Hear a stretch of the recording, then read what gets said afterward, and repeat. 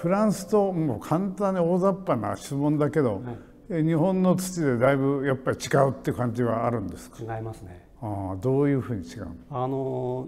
色見本帳で日本の伝統色っていう色見本帳とフランスの伝統色っていうのがもう全然違うと思うんですけど、日本は渋い色が多いですよね。結構着物の柄になるような渋い色。フランスははっきりしてますよね。もうピンクならピンクみたいな。それはどういう理由なんですか？これは石なのかな。これはね、人間の仕業もあるんですけど、おそらく火山だろうと思います。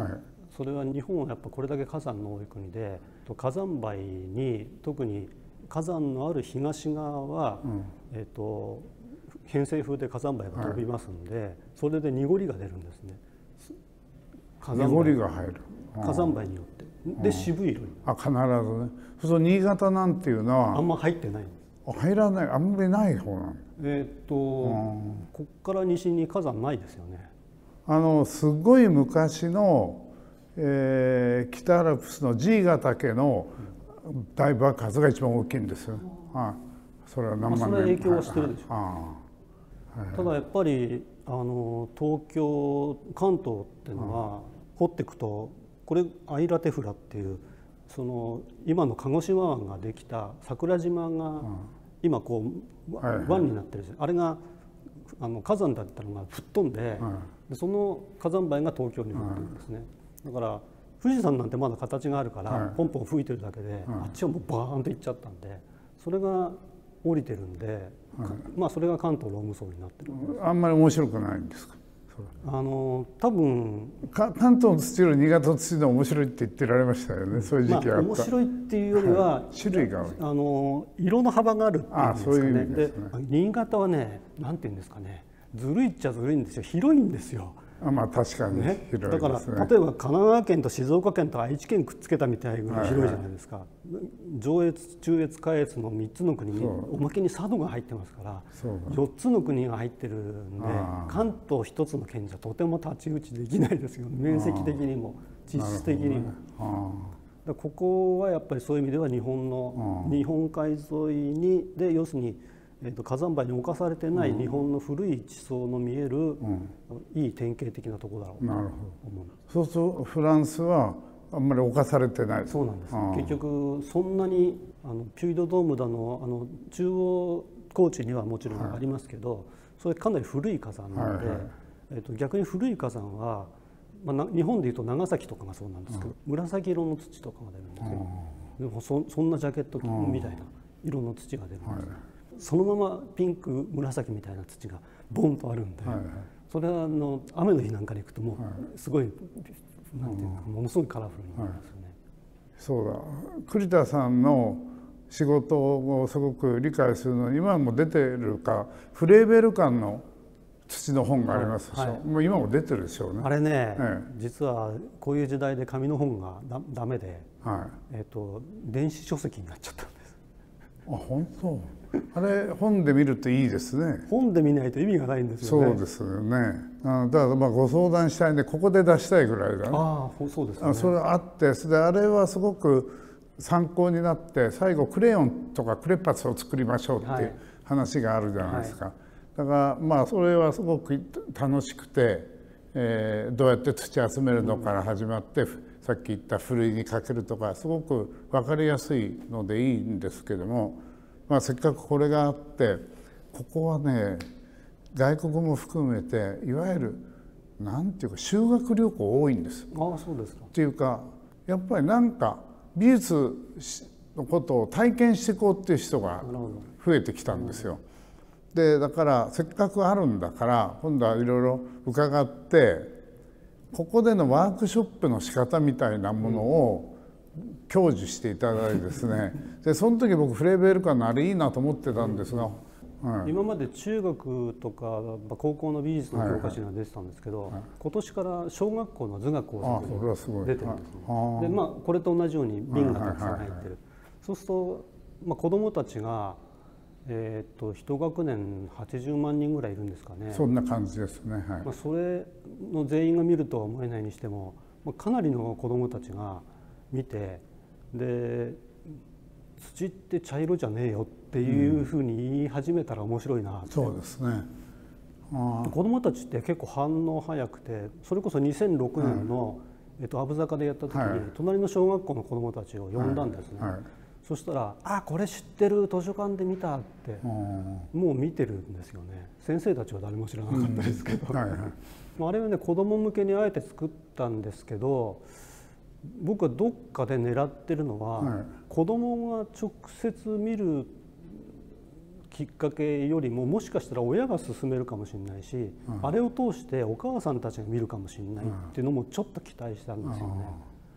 っていうのはアート全般に言えることかもしれないですけど、女性の観客が多いですよね。2対1ですね。そうですよね。男に比べて倍。この作品もそうなんですけど、わーってとりあえず理屈抜きで「あー」とか「うー」とか「えー」とか言いながら飛び込んでいくのは女性がほとんどなんですね。でなんかきっと何かあるんだろうなと思ってて、ちょうど子育てをしてる頃のお母さんっていうのは、その自然環境のこととか、子どもたちの食べ物のこととか、結構考えるじゃないですか、未来のこと。で一番そういうことに敏感な世代なんじゃないかな、そこに届くといいなと思ってるんですね。それでちょっと子供プラスお母さんっていう感じの作り方をしたんです。じゃあそのモデルになるワークショップを一度やっていただいて、それなんか少し雑誌にできるといいですね。それでなんかこうやっていくと、これは誰でも参加できるわけじゃないですか、土は。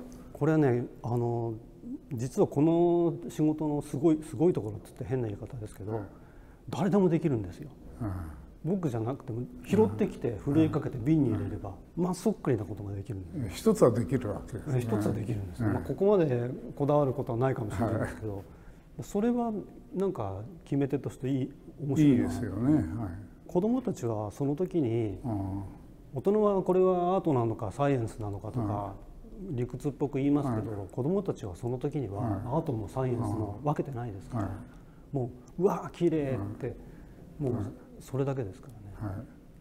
そうですね。じゃあもう最後にかなで伺っておくと、フランス料理の割と凝った店行くと、土を食べる料理が多いじゃないですか。あれはどうでした？フランスで。土食べの料理ですか？料理に土のなんかって出てくる。あんまりフランスでは土は食べなかったです。すいません。最後の大事な質問かもしれないですけど。あれはフランスの特殊な世界なのかな。フランスで土で食べたんですか？僕ね、日本にいるこれはフランス料理の有名な店だっていうところに連れて行かれて、土を割と食べましたよ。あ、そうですか。いやフランス料理ではないけれども、アフリカなんかの場合、要するにお腹壊すと、ある種の土を食べて、その浄化して出すっていうのはしていて、それは例えばキャベジンなんかもあれも土ですね。結局粘土鉱物、大谷さんとか、あれもみんなそうやって粘土に付着させて出すっていうことなんじゃないかな。土みたいなもんですよね。いろんなことをものがね。結局なんかいろいろやってて、この地上にあるものって結局地球上にある全ての素材もこういう、例えばこれにしたって、コンクリートだってもともとはサンゴじゃないですか、石灰岩で、ガラスは当然形石だし、全部自然界から頂いてるもので、地球外から来たものはまずないですよね。だからなんか自分たちも含めてもう地球以外のものはないわけだから、全部が一因だなっていうか、なんかこうコンクリートもなんか愛おしくなるんですよね。同じ同等の生き物みたいな感じで。地球上にあるいろんなこの基本ですもんね、土って。そういう意味で言えばね。逆に言うと土しかないのかもしれないし。そうですね。ゴミも全部土ですね。死骸も土ですね。結局いずれ自分たちも土に帰るっていう言い方がある以上は、自分たちも土から生まれてきたっていうか、なんかたまたま今ここにいるけども、結局なんかこう途上なんじゃないかなっていう感じがしますね。でもなんとなく今日お話伺ってて、若い時に舞踏をやってたっていうのとなんか舞踏っていうとちょっといわゆる土方さんとかあっちの方になっちゃうんで、ちょっともうちょっと違う。もっとなんかパフォーマンスに近いですかね。ただ突っ立ってるみたいな、波に打たれてるとか、林の中にただ立ってるとか。そういう感じなんだ。じゃあもう土化してるって言えば言えるんだ。